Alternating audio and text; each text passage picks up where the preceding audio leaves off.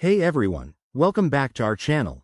Today, we're diving into a super practical guide on how to withdraw XDC from Crypto.com and transfer it to Binance, optimized for 2025 crypto strategies.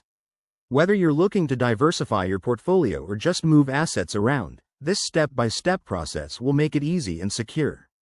First things first, make sure you have accounts set up on both Crypto.com and Binance and that you have some XDC in your Crypto.com wallet. Also, double-check that you've enabled two-factor authentication for added security. It's a must in the evolving crypto world of 2025. Alright, let's get started. Step 1. Log into your Crypto.com app or website. Once you're in, navigate to the Wallets section and select the XDC asset. This is where you'll initiate the withdrawal. Next, hit the Withdraw button, and you'll be prompted to enter the destination address. That's step 2. Copy your Binance XDC wallet address. You can find this by logging into Binance, going to your wallet, and selecting the XDC option. Make sure it's the correct network, like the XDC network, to avoid any issues. Step 3. Back on Crypto.com, paste that Binance address into the withdrawal form.